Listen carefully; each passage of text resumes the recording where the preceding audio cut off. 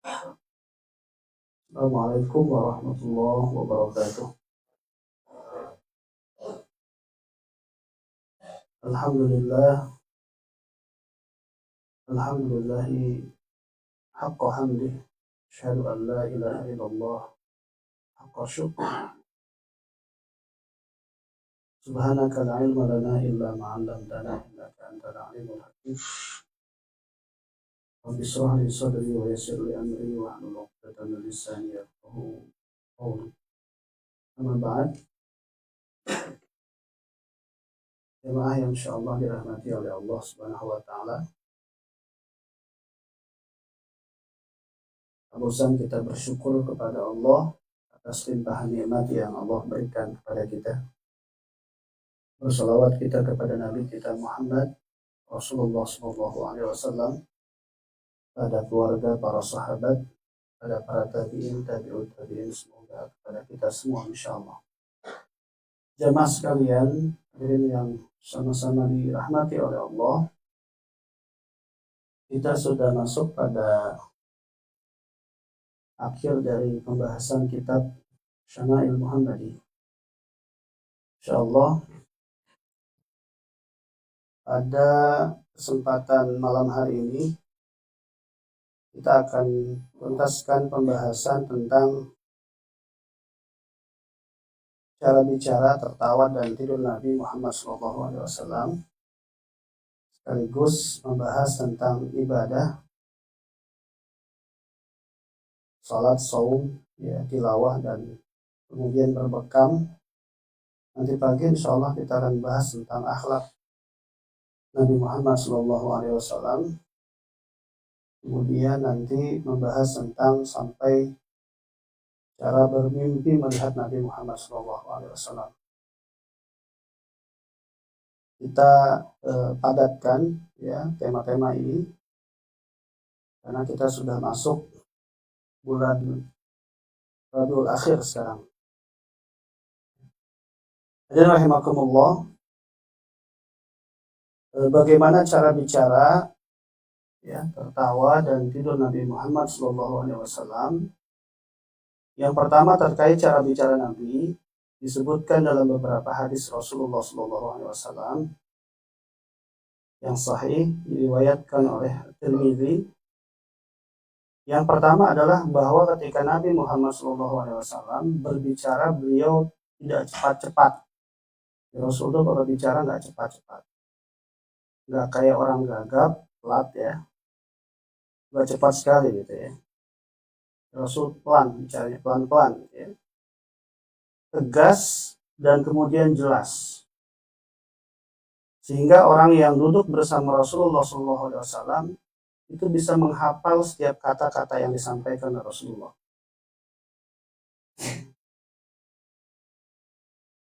Kemudian beliau juga suka mengulang-ulang kata-kata yang disampaikannya. Tentu hal ini terlepas dari dua sisi yang dimiliki oleh Rasulullah. Pertama, Rasulullah adalah seorang nabi di mana setiap perkataan yang disampaikan itu selalu memiliki hikmah.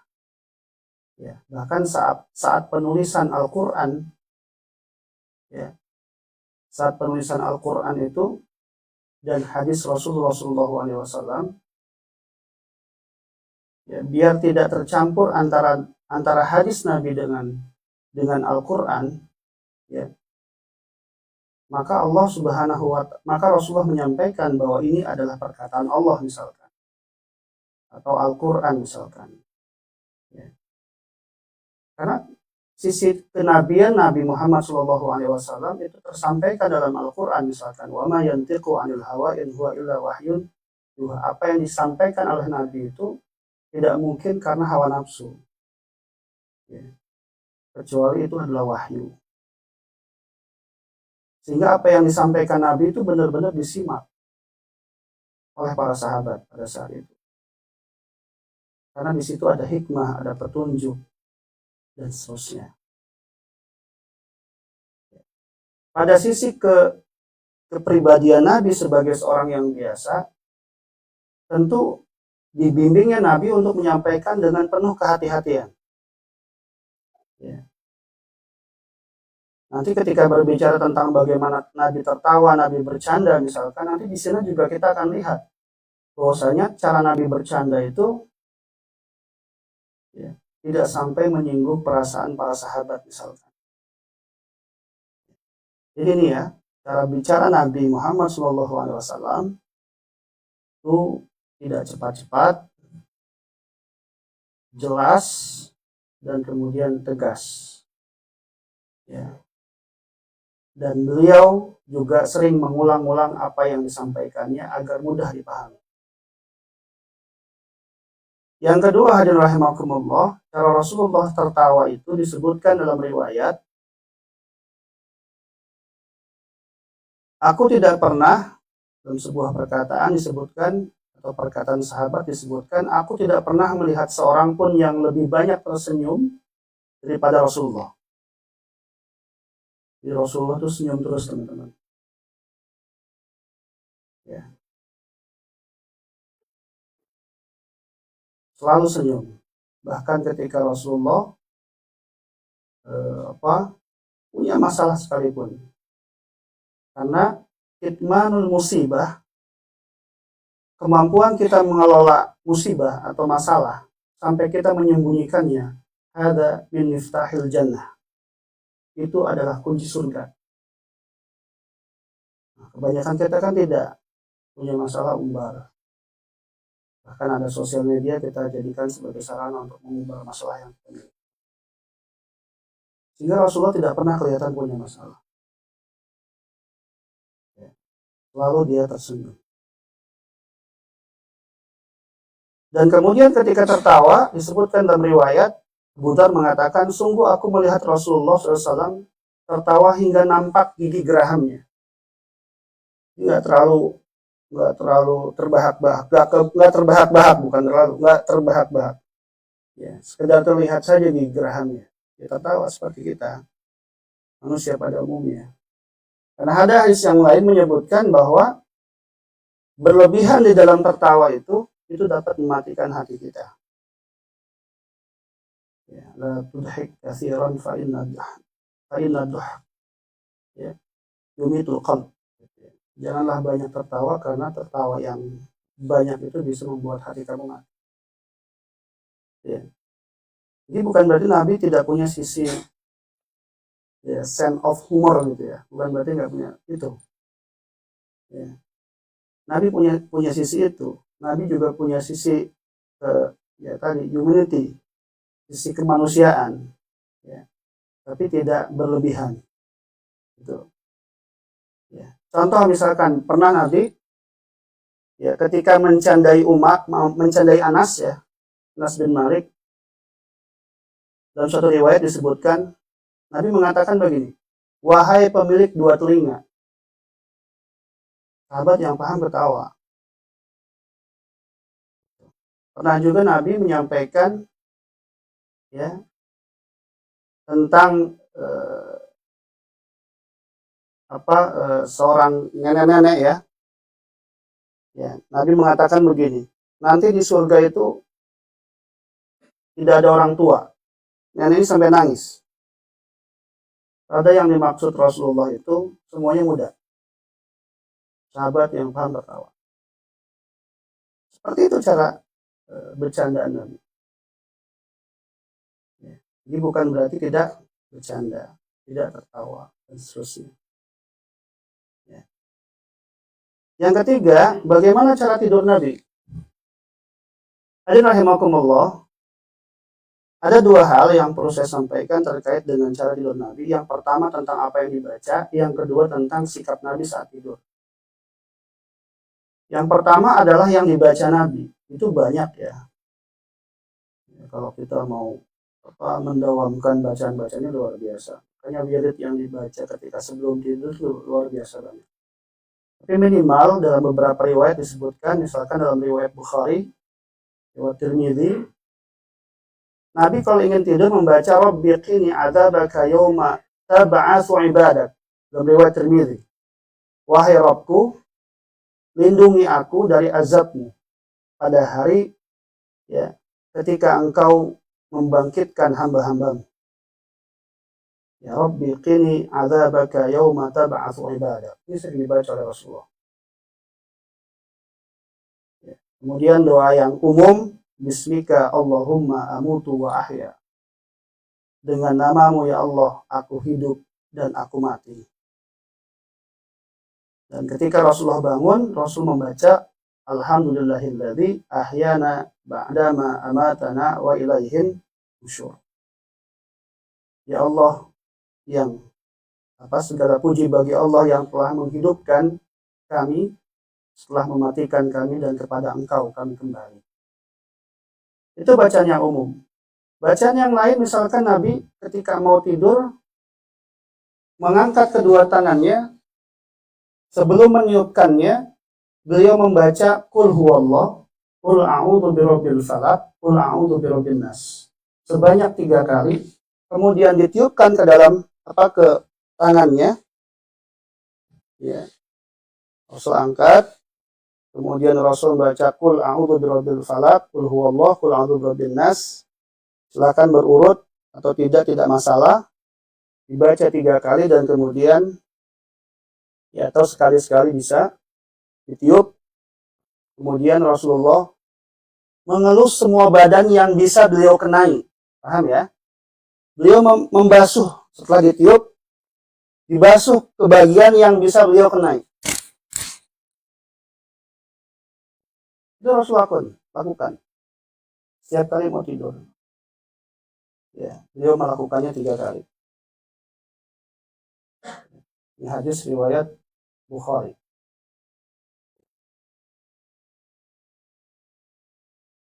Kemudian,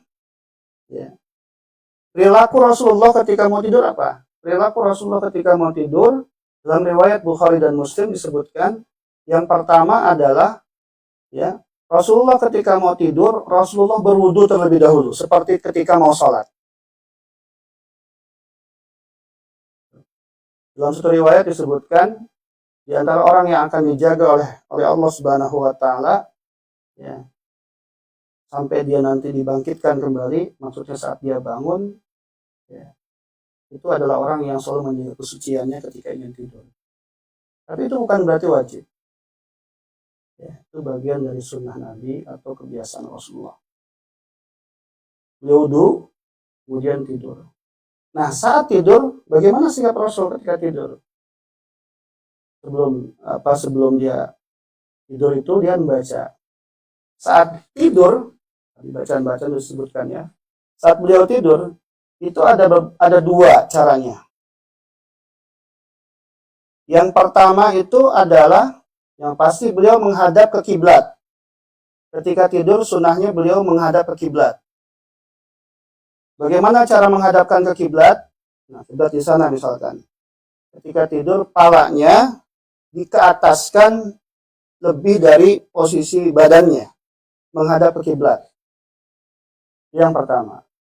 Yang kedua bisa dengan cara tidur di lambung bagian kanan dan dihadapkan ke kiblat seperti orang meninggal itu. Itu fisiknya seperti itu atau sikap tidurnya seperti itu. Dan itu dilakukan. Apa pelajaran yang bisa kita ambil teman-teman sekalian? Pada bagian kanan misalkan, pada bagian kanan Rasulullah meletakkan posisi tidurnya. Itu dalam syarah Muslim disebutkan bahwa Rasulullah selalu memulai apapun dengan bagian kanan. Itu hikmahnya. Makan dari kanan. Ketika wudu mulai dari kanan. Ketika melakukan setiap kebaikan dari kanan. Seperti itu. Yang kedua ternyata secara biologis, teman-teman sekalian, di dalam syarah Muslim disebutkan, orang yang tidur posisinya pada bagian kanan, juga misalkan ke kiblat, tapi pada bagian kanannya saja, itu ternyata menurut Imam Nawawi dalam syarah Muslim, itu lebih mudah dibangunkan dibanding yang tidur telentang biasa. Bahkan penelitian yang lain menyebutkan itu menghindari ngorok katanya. Seperti orang yang tidur terlentang. Yang nggak boleh itu nelentang, teman-teman. Nelentang itu nggak boleh. Mati nanti orang tidur. Ya. Jadi itu ya, sikap tidur ini satu hal yang ada sunnahnya. Jadi Nabi itu kalau kita mau runut dari bangun tidur sampai dia tidur kembali, beliau tidur kembali, itu semuanya menilai kesunahan. Ya. Semuanya baik. Hingga kalau kita tiru dari mulai bangun sampai tidur kembali, ya, betapa pertama cinta kita kepada Rasulullah itu real. Kita memang benar-benar cinta. Sehingga panutan kita ikuti semuanya. Itu luar biasa. Saya sampaikan kan, minimal kita niatkan apapun yang dilakukan oleh Rasulullah, meskipun itu tidak semuanya wajib, mungkin ada yang hanya sekedar sunnah saja, yang kalaupun ditinggalkan itu tidak apa-apa, tapi minimal niatkan itu adalah min hubbin Nabi. Niatkan itu adalah dari cinta kita kepada Nabi Muhammad SAW. Dan ternyata nanti kecintaan itulah yang membuat kita mudah untuk berkumpul dengan Rasulullah SAW. Itu ya. Jadi rahimakumullah. Yang kedua, ya saya sampaikan padat saja biar nanti pagi bisa kita selesaikan tadi. Yang kedua adalah tentang ibadah Nabi Muhammad SAW. Ya. Saya membagi dua persoalan ini. Yang pertama ibadah, yang kedua berbekam dalam pemahaman yang saya pahami. Dua hal ini itu adalah dua hal yang tidak bisa dipisahkan. Ya, makanya saya jadikan satu slide di sini. Ya. Ada 5 ibadah yang sifatnya rohani, ada satu yang sifatnya dia fisik. Ya. Nanti berbekam itu bicara tentang bagaimana Nabi menjaga fisiknya. Nanti ibadah yang dari 1 sampai poin 5 itu berbicara bagaimana Nabi menjaga rohaninya. Dan itu patut kita tiru di dalam kehidupan. Karena ini dua hal yang nggak bisa dipisahkan, teman-teman. Ya, apalagi kalau kita coba secara mendalam memahami satu sabda Rasulullah yang mengatakan bahwa di dalam tubuh manusia itu ada segumpal daging. Kalau dia bagus-bagus semuanya, kalau dia buruk-buruk semuanya, itu adalah hati. Kalau kita pahami hadis ini dalam dua pendekatan, pertama pendekatan rohani, yang kedua adalah pendekatan fisik, makin luar biasa. Jantung itu punya manfaat yang luar biasa. Nanti kalau kita hubungkan lagi dengan hadis yang lain, misalkan yang berbunyi bahwa penyakit itu bisa sembuh kecuali ilal haram. Kecuali satu yang tidak bisa sembuh. Itu adalah penyakit ketuaan. Di dalam teori kesehatan disebutnya degeneratif. Itu jadi setiap ada nilai hikmah gitu ya. Sampai ketika kita berbicara misalkan masalah obat vaksin, itu ternyata kedokteran modern belajar dari kasus lalat yang jatuh ke dalam air. Lalat ketika jatuh ke dalam air, ya, kemudian jatuh, saat itu Nabi mengatakan, balikkan pada sayap yang setelahnya, yang bagian satunya. Karena bagian yang pertama itu adalah penyakitnya, racunnya, maka yang kedua sayap selanjutnya itu adalah antivirusnya. Itu dipelajari oleh orang-orang barat. Nah, hadirin rahimakumullah, yang pertama ibadah yang dilakukan oleh Nabi berdasarkan kitab Syama'il Muhammadiyah, yang pertama itu adalah sholat malam. Nabi terbiasa sholat malam, teman-teman. Dalam satu surat ada namanya surat Al-Muzammil, itu bicara tentang sholat malam. Dalam surat Al-Isra juga ada bicara tentang tahajud. Wa minal laili fatahajjat bihi nafilatan lak, dan seterusnya. Nah, salat malam ini kalau kita lihat riwayatnya teman-teman sekalian dari Aisyah itu, ya, itu pesannya adalah bahwa itu cara Nabi untuk bersyukur luar biasa kepada nikmat yang Allah berikan. Jadi pernah Rasulullah itu sholat itu nggak berhenti-berhenti berdirinya, lama sekali, bahkan nggak selesai-selesai, Sampai ketika selesai kemudian, ya Aisyah udah berapa kali bangun, Nabi belum juga selesai gitu. Nah, ketika selesai, Aisyah ngomong begini kepada Nabi. Wahai Rasulullah, wahai kekasih Allah, engkau ini sudah terjaga dari siksa Allah.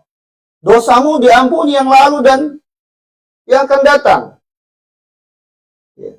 Tapi kenapa engkau ibadah sampai seperti ininya? Bagaimana jawab Rasulullah? Apakah aku tidak pantas menjadi hamba yang bersyukur? Ya. Makanya hadirin rahimakumullah, kalau mau ikut Nabi, banyak-banyak bersyukur dan beribadah yang terbaik kepada Allah Subhanahu wa Ta'ala. Kalau kita sibuk dengan itu, maka insya Allah meskipun kita nggak meminta kepada Allah secara langsung, gara-gara kita tirakat dengan kebaikan itu, Allah berjanji akan memberikan apapun yang diminta oleh orang itu dengan jawaban yang terbaik. Itu janji Allah. Itu ya. Saya nggak mau berbicara sisi fikihnya ya. Waktunya akan lama ini. Berapa rokaatnya ini itu akan lama. Tapi minimal teman-teman yang perlu saya pahamkan, kalau kita pahami bersama adalah dari kitab Syamilun Nabi ini, bahwa Rasulullah Shallallahu Alaihi Wasallam itu yang pertama bicara tentang ibadah, Rasulullah selalu sholat malam. Ya, sampai akhir hidupnya. Makanya ketika berbicara di zaman itu, ada seorang anak muda usia baru 20-an tahun bisa menaklukkan Konstantinopel yang bernama Muhammad Al-Fatih. Ternyata pertanyaannya adalah tentang sholat malam. Ya, ketika ditanya siapa di antara kalian yang sholat subuhnya berjamaah di masjid, ya, masih banyak yang angkat tangan. Sejak kalian balik sampai sekarang, masih banyak yang angkat tangan. Kemudian ketika ditanya lagi oleh pemimpin saat itu, siapa di antara kalian yang sholat malamnya mulai sejak balik sampai sekarang nggak pernah putus, angkat tangan. Muhammad Al-Fatih angkat tangan. Ini luar biasa dahsyatnya sholat malam ini sebagai sebuah tirakat solehan dan bentuk syukur kita kepada Allah. Yang kedua, hadirin rahimakumullah, Rasul selalu sholat duha atau sering sholat duha, suka sholat duha. Ya. Dalam satu riwayat Muslim disebutkan beliau melakukannya 4 rakaat. 4 rakaat itu maksudnya 2 salam, 1 salam. Bahkan beliau pernah menambah sehendaknya, semaunya. Ya, 12 rakaat monggo saja kalau memang mampu. Ya, yang kedua sholat duha. Dan kalau kita lihat beberapa riwayat, sholat duha dijadikan sebagai juga cara apa? Cara untuk mengganti sholat malam. Ya. Yang ketiga adalah sholat sunnah. Ya, minimal sholat sunnah yang harus kita perhatikan itu sholat sunnah rawatib. Sunnah rawatib. Dalam satu riwayat disebutkan barang siapa yang sholat sunnah 12 rakaat dalam sehari semalam, Allah akan bangunkan untuknya rumah di surga. Sholat sunnah 12 rakaat itu yang pertama 2 qabla subuh, 4 qabla zuhur, 2 kali salam, 2, kemudian 2 ba'da zuhur, 2 ba'da maghrib, dan 2 ba'da isya. Ya. Dan Rasulullah biasa melakukan sholat sunnah ini memang di rumahnya. Karena Rasulullah rumahnya dekat apa? Dekat masjid, maka disebut Masjid Nabawi kan. Nah, kalau kita tidak memungkinkan dengan cara yang sama dengan apa yang Rasulullah SAW lakukan, kita melakukan di masjid, tidak ada masalah. Yang penting bagaimana kita menjaga sholat sunnah ini. Yang ketiga, yang keempat, ibadah yang Rasulullah SAW selalu jaga itu adalah berpuasa sunnah, teman-teman. Ya, dalam satu riwayat hadis qudsi disebutkan ya, bahwa puasa itu adalah Allah yang langsung kasih pahalanya. Kullu amal ibni Adam lahu, kata Allah Subhanahu wa taala dalam hadis qudsi. Semua amal anak Adam yang dilakukan itu untuknya. Illa siyam fa innahu li wa ana ajzi bihi. Kecuali puasa, Ya, itu untukku dan aku yang akan memberikan pahalanya semau aku. Ini puasanya luar biasa. Apalagi buat yang jomblo. Sering-sering puasa. Apakah jomblo dipaksa atau tidak terpaksa? Ya, ada yang sudah menikah akhirnya jomblo juga gitu. Ya, jomblo di Korea, Pak. Ada rahimakumullah, ya. Puasa sunnah apa saja? Puasa Rasulullah itu biasa puasa banyak di bulan Sya'ban misalkan. Kemudian Senin Kamis, ya puasa Arafah, puasa Asyura, puasa 3 hari dalam 1 bulan, 13, 14, 15 dalam bulan Qamariyah, ya, yang kita sebut dengan Ayyamul Bid. Yang kelima, rahimakumullah, Rasulullah itu membaca Al-Quran. Ibadah ini yang juga luar biasa. Disebutkan dalam Al-Quran, Innal ladzina yatluna kitaballah wa aqamus shalah wa anfaqu mimma razaqnahum sirran wa alaniyah yarjuna tijaratan lan tabur. Ya. Orang yang suka tilawah, membaca Al-Quran, melakukan atau mendirikan sholat, berinfak, ya, baik terang-terangan ataupun sembunyi-sembunyi, mereka seperti berniaga dengan Allah dan niaga tersebut tidak akan pernah rugi. Bisnis sama Allah nggak akan pernah rugi. Cara berbisnis dengan Allah salah satunya dengan membaca Al-Quran. Nah, cara Rasulullah membaca Al-Quran itu seperti apa? Disebutkan dalam riwayat dengan tajwid. Maka teman-teman berupayalah terus maksimal untuk bisa baca Al-Quran. Berupaya itu. Karena nanti ketika saya ingin menyampaikan buat teman-teman semuanya, kalau teman-teman di usia sekarang baca Quran yang belum bagus, jangan sampai anak-anak jenengan gak bisa baca Al-Quran. Nanti ketika sudah masanya seperti jenengan, ada 2 persoalan yang membuat jenengan gak mau belajar. Yang pertama malas, yang kedua malu. Udah tua tuh begitu kadang-kadang. Pertama malas, yang kedua malu. Mau datang ke guru aja malunya luar biasa. Padahal belum bisa baca Al-Quran.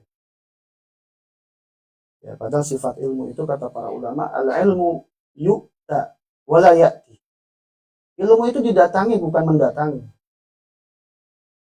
Ya, makanya para kiai nggak mau dia diundang-undang misalkan, salah satunya Gus Baha. Karena kalau kamu perlu datang ke saya. Prinsipnya seperti itu. Ya. Jadi rahimakumullah, ya. Terakhir berbekam. Maka tadi saya di awal menyampaikan ini 2 cara yang menurut saya tidak bisa dipisahkan. Ya, ibadah yang sifatnya rohani untuk menjaga kebugaran rohani kita, biar rohani kita selalu, ya, selalu prima, selalu sehat, ya, karena hati itu harus dijaga, dia harus dapat asupan terbaik. Disebutkan tadi 5 ibadah yang dilakukan. Saya ulang, sholat malam, sholat duha, sholat sunnah. Ini nggak bicara tentang sholat wajib karena memang udah jelas ya. Itu tidak perlu diperdebatkan, itu wajib. Ya, ini ibadah tambahan yang fungsinya seperti suplemen dalam tubuh kita. Ya, sholat sunnah, kemudian puasa, yang terakhir baca Al-Quran. Nah, yang keenam ini teman-teman, ini berbicara tentang bagaimana menjaga fisiknya. Ya. Nah, ternyata Rasulullah itu, ya, itu menjaga fisiknya dengan bekam, teman-teman. Dalam satu riwayat disebutkan, yang diriwayatkan di Bukhari dan Muslim, sebaik-baik obat yang kalian gunakan ialah berbekam. Atau berbekam adalah obat yang paling baik untuk kalian. Rasulullah kapan berbekam? Dalam hadis riwayat Tirmizi yang disahihkan, ya, beliau biasa berbekam pada tanggal 17, tanggal 19, tanggal 21 setiap bulan Qamariyah. Ya, maksudnya bukan bulan Januari, Februari dan seterusnya, tapi bulan Hijriahnya. Ya. Nah, tadi saya menyinggung di awal, ya, bahwa Rasulullah juga menyebutkan dalam satu riwayat bahwa semua penyakit itu ada obatnya, ya, kecuali adalah al-haram, al-ha pakai ha, al-haram itu ketuaan. Di dalam teori ilmu modern disebutkan itu yang disebut dengan penyakit degeneratif. Salah satunya adalah penyakit hipertensi, diabetes, dan artritis atau penyakit sendi. Nah, ini 3 penyakit ini adalah penyakit yang disebabkan oleh ketuaan. Jadi kalau sudah mulai sendi-sendinya masalah, darahnya nggak kontrol, ya, gulanya juga mulai nggak kontrol misalkan, hingga sudah mulai melakukan pemeriksaan secara rutin, ya. Dan salah satu cara untuk bisa mengontrol itu adalah dengan berbekam. Jadi bekam itu bedanya gitu teman-teman, yang saya paham ya. Bekam itu bedanya dengan donor darah adalah donor darah itu menarik 2 darah, darah putih dan darah merah. Sedangkan ya, kalau darah yang ditarik oleh bekam itu hanya darah kotor, itu bedanya. Makanya dia lebih sehat, ya, lebih sehat. Ini kan memang tidak terpublikasi secara baik oleh kaum muslimin, oleh kita semuanya. Padahal ini disebutkan oleh Rasulullah, ya. Jadi itu adalah cara Rasulullah yang menjaga dirinya. Walaupun kemudian kalau kita perhatikan di dalam Al-Quran, beberapa cara untuk menjaga kesehatan banyak. Banyak kalau kita mau ya gali di dalam Al-Quran. Minimal disebutkan dalam kitab tersebut, cara Nabi menjaga dirinya untuk tetap sehat adalah dengan cara berbekam. Saya kira itu teman-teman, karena waktu atas kita semuanya. Ya, beberapa persoalan yang kita ambil ya dari kitab Syama'ilun Nabi. Yang pertama, cara berbicara Nabi, cara tertawa dan cara tidurnya. Kemudian cara ibadah beliau atau ibadah Nabi, sholat, saum, dan tilawah Quran. Dan yang terakhir adalah terkait dengan berbekam. Insya Allah nanti pagi kita lanjutkan dengan akhlak, ya, dan juga dengan hal yang terkait usia wafat Rasulullah, harta warisan, sampai bagaimana kita bisa bermimpi melihat Rasulullah SAW. Terima kasih, mohon maaf atas segala kekurangan. Assalamualaikum warahmatullahi wabarakatuh. Waalaikumsalam warahmatullahi wabarakatuh. Menyaturkan terima kasih atas ilmunya yang disampaikan kepada kita semua. Kami buka 2 pertanyaan untuk jemaah. Silakan yang ingin bertanya, bisa di luar tema atau sesuai tema malam hari ini. Monggo, angkat tangan.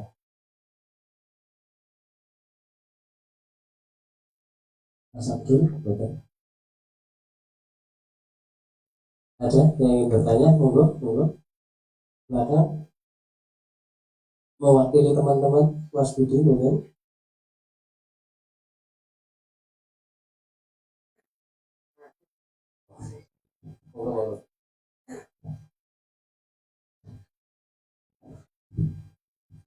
Assalamualaikum warahmatullahi wabarakatuh. Belum ada yang tanya nih, mewakili Mas Budi. Izin Pak, saya Pak Ustaz. Rasulullah adalah suri tauladan kita, sebagai tauladan kita baginda Rasulullah SAW. Seberapa mampu kita bisa meniru semua akhlak-akhlak Rasulullah, karena kita itu manusia biasa, ya, bukan nabi. Oleh sebab itu, bagaimana bisa mirip persis, bisa mungkin semuanya akhlak-akhlak kita, cara pandangan kita, bicara kita, semuanya bisa seperti tauladan kita. Terima kasih. Assalamualaikum warahmatullahi wabarakatuh.